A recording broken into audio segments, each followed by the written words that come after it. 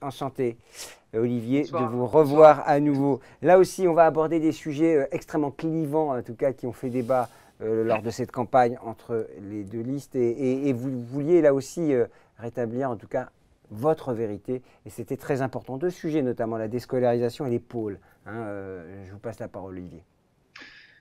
Écoutez, sur la déscolarisation, j'ai croisé un opposant l'autre jour, et je lui ai dit franchement, est-ce que vous êtes sérieux quand vous dites qu'on déscolarise les enfants?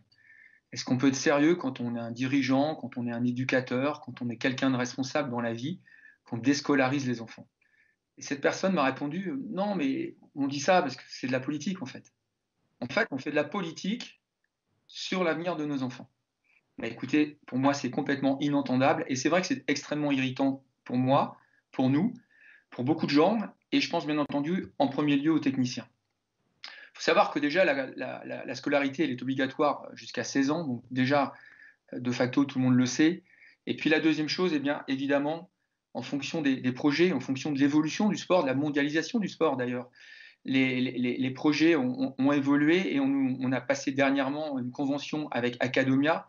Je pense que tous les gens qui connaissent Academia, qui nous écoutent, savent que c'est une structure extrêmement sérieuse et qu'aujourd'hui, des aménagements scolaires avec le e-learning, enfin plein de choses aujourd'hui se sont organisées pour qu'un enfant puisse suivre et aller vers son rêve, sa passion, tout en ayant beaucoup de bienveillance vis-à-vis de lui sur le niveau scolaire qu'il va suivre. Et puis ces classes virtuelles, elles permettent aussi d'organiser un emploi du temps, et c'est ça qui est absolument important, l'emploi du temps quotidien qu'un enfant va avoir, tout en ayant une intégrité physique, morale et psychologique. Et ça, c'est pour nous vital. Euh, j'ai oublié de vous présenter Olivier parce qu'on le connaît bien, Olivier. Il est vice-président chargé De la à DTN. l'AFD, chargé de la DTN et vous êtes président de la Ligue de Normandie, on le rappelle. Vous sillonnez la Normandie en ce moment en large et en travers. Et quand on est à bord de sa voiture, on se rend compte que c'est une très grande région. C'est ce que vous me dites régulièrement au téléphone.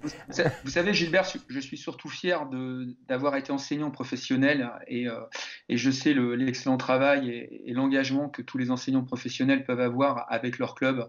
Et donc, je pense qu'il est important de ne pas dire n'importe quoi. C'est pas parce qu'on est dans une campagne, on doit faire attention et être raison gardée sur ce genre de sujet.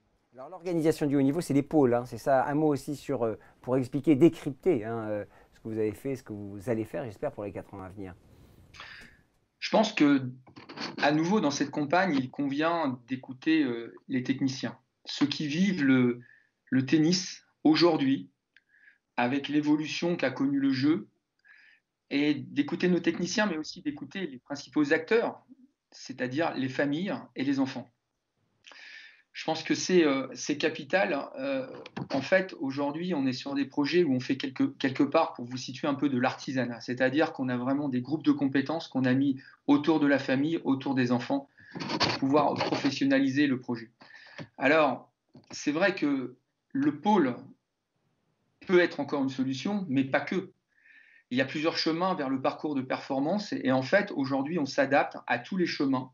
Et on le voit bien à travers les différents résultats qu'on vient d'obtenir avec les jeunes, avec des jeunes que vous connaissez, qui ont joué à Roland-Garros. Mais on a aussi une très belle génération qui arrive derrière, chez les garçons et chez les filles. Et tout ça, eh bien, c'est des parcours qui sont adaptés. Parce que vous sachiez aussi que les filles, l'épaule, c'est pas ce qu'elles recherchent aujourd'hui. Et je pense que ce qui est très important, c'est qu'on puisse respecter les différents temps de la vie et de l'éducation d'un enfant. Le temps de l'entraînement, le temps de la scolarité, mais aussi le temps de la récupération, le temps familial et le temps social. Et le pôle ne coche pas toutes ces cases.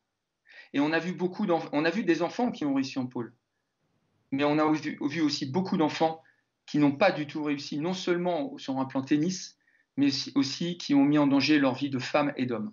Donc ce qui est très important, ce que je veux dire, je ne suis pas dans un discours d'extrémisme ni d'un côté ni de l'autre. Je dis simplement que c'est le projet, la nature du projet, la force du projet autour de la famille qui va motiver le parcours.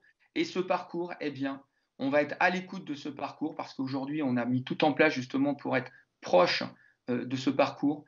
Et c'est lui qui va motiver à chaque fois les étapes qui vont évoluer. Le président Giulicelli me rappelait le jeune Gaston, quand il a réussi, c'est quand il était en famille.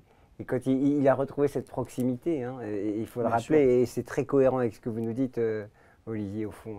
Et ça permet aux enfants de s'épanouir, et le temps familial est presque aussi important que le temps de la formation au très Vous, haut vous- niveau. vous savez, je vais simplement faire un parallèle. Je pense que pour un jeune adolescent, il a besoin de vivre certaines étapes de la vie.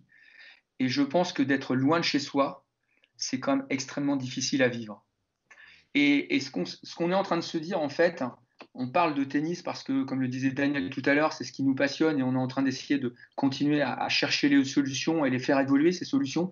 Mais dans les autres sports, c'est pareil. C'est-à-dire que là, comme sur le plan scolaire, que vous soyez dans la natation, que vous soyez dans la danse, que vous soyez dans l'art, eh bien entendu que pour que l'enfant puisse s'épanouir et atteindre ses rêves, eh bien, il faut absolument, absolument pouvoir organiser, faire du fil à fil autour de l'enfant pour lui permettre à la fois de s'épanouir et de vivre son rêve.